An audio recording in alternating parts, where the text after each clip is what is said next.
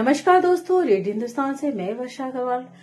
चूंकि मैंने कल बनस्थली के बारे में आधी जानकारी दी थी, तो आगे की जानकारी मैं आप सभी को देने जा रही हूँ। बनस्थली विद्यापीठ का उद्भव विशिष्ट घटनाओं की परिवती है।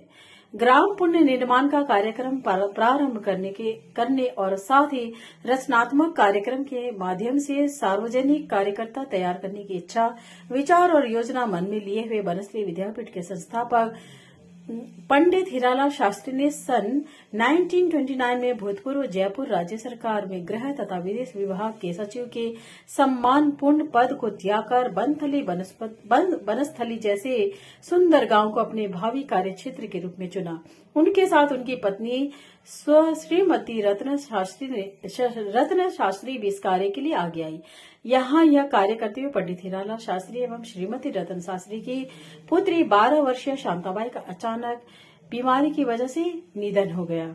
25 अप्रैल को 1935 को केवल एक दिन की अस्वस्थता के पश्चात उनका निधन हो गया था। शांताबाई से उन्हें समाज सेवा के कार्य की बड़ी उम्मीद थी।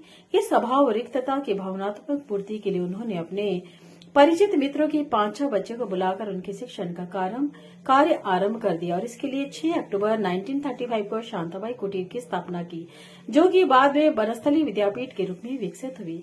इसका नाम बनस्थली विद्यापीठ 1943 में रखा गया। यही वह वर्ष था जबकि स्नातक स्तर के पाठ्यक्रम प्रथम बार आरंभ हुए। यूजीसी द्वारा वर्ष 1983 में विद्यापीठ को डीम्ड यूनिवर्सिटी का दर्जा दिया गया। बनस्थली विद्यापीठ के प्रथम छात्रा सुशीला व्यास को निदेशक बनाया गया। यूजीसी ने विद्यापीठ के पाठ्यक्रमों, सहगामी क्रियाओं तथा छात्रों के संपूर्ण व्यक्तित्व का निर्माण करने वाली संस्था को डीएमडी यूनिवर्सिटी संस्था का दर्जा दिया। वर्तमान में बनस्थली ऐसी संस्था है जो कि शिशु के कक्षा से लेकर पीएचडी स्तर तक की शिक्षा प्रदान करती है। अभी हाल में ही बनस्थली विद्यापीठ को यूनिवर्सिटी घोषित कर दिया गया है। बनस्थली विद्यापीठ महिला शिक्षा की राष्ट्रीय संस्था है जो राजस्थान के टोंक जिले में निवाई में स्थित है। और बनस्थली के बारे में मैं एक बात बताऊं कि बनस्थली में पूरी तरह से खेल कूद में सभी को भाग लेने की छूट भी दी जाती है। इसमें लाठी, भाला, तलवार, लेजियम, डम्बल्स और हॉकी तो ऐसा सिखाते हैं कि बहुत ही अच्छी तरह से हॉकी सिखाई जाती है, जिसमें बच्चों को टूर्नामेंट में भी ले जाया जाता है। आपने चक दे इंडिया तो देखी होगी। सेम चक दे इंडिया का दृश्य होता है जब वहां हॉकी खेलती है लड़कियां। मैंने भी 1 साल करीब हॉकी खेली थी, लेकिन बस बाद में धीरे धीरे वो छूट गई। बनस्थली विद्यापीठ जयपुर राजस्थान का एक निजी विश्वविद्यालय है जिसे 1935 में स्थापित किया गया है। बनस्थली विद्यापीठ की पंचमुखी शिक्षा होती है। बनस्थली में सर्वांग संपूर्ण शिक्षा देने की दृष्टि से एक विशिष्ट शिक्षा योजना का निर्माण किया गया है। यह शिक्षा योजना बनस्थली की पंचमुखी शिक्षा है। इसके 5 अंग है: शारीरिक, व्यवहारिक, कला, विषयक, नैतिक और बौद्धिक। बनस्थली में सर्वांग संपूर्ण शिक्षा देने की दृष्टि से एक विशिष्ट शिक्षा योजना का निर्माण किया गया है।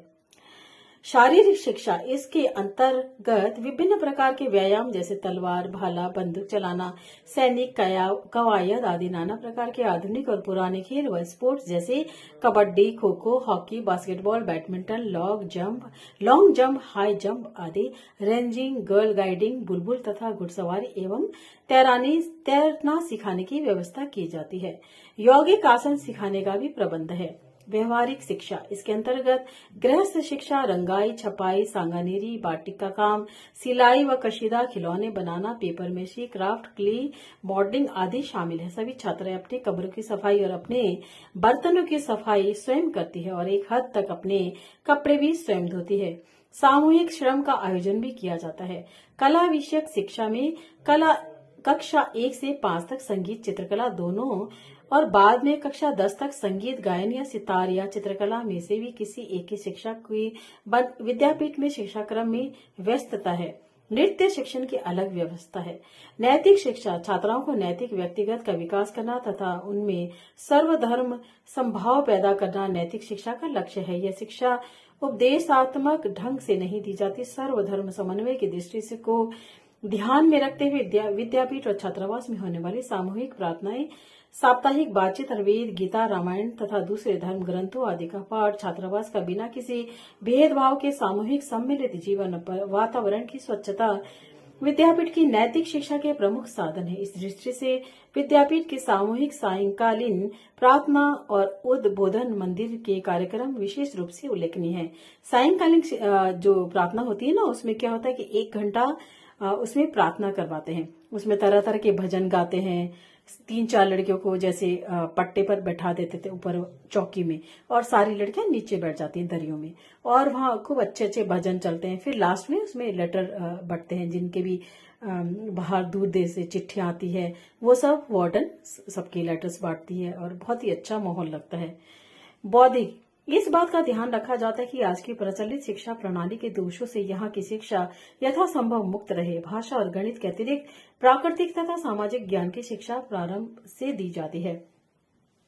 शिक्षण पद्धति में सामाजिक और प्राकृतिक वातावरण, पर्व, समारोह और नाटक चुने हुए विषय पर तैयार की जाने वाली प्रयोजना का यथावश्यक उपयोग किया जाता है। शिक्षा का एकमात्र लक्ष्य परीक्षाएं उत्तीर्ण करना ही न रह जाए और शिक्षा व्यवहारिक जीवन से संबंधित, तो इसका भी ध्यान रखा जाता है। इसके अलावा होता क्या है कि हॉस्टल के आगे भी बहुत अच्छे अच्छे फूलों से, बहुत अच्छे से फूल लगाए हुए रहते हैं, ताकि बाहर भी लड़कियां टहल सके, और उसके खेलने के भी उसमें होते हैं झूले, फिसल पट्टी, जिसमें बच्चे बहुत ही एंजॉय कर पाते हैं। उसके अलावा पेड़ के चारों तरफ चबूतरे बने होते हैं, जिसमें लड़कियां आराम से बैठ के कुछ भी अपनी बातें करें या कुछ भी वहां गाना गाते हैं। बहुत तरह के एंजॉय होते हैं। और हॉस्टल में भी जब छुट्टियां होती है तो उसमें एक अलग ही तरह का वातावरण बनस्ली में होता है। सारी लड़कियां मिलकर एक दूसरे की आपस में एक दूसरे के काम भी आती है, और उन्हें सिखाती भी कि कैसे व्यवहारिक बने और कैसे एक दूसरे की मदद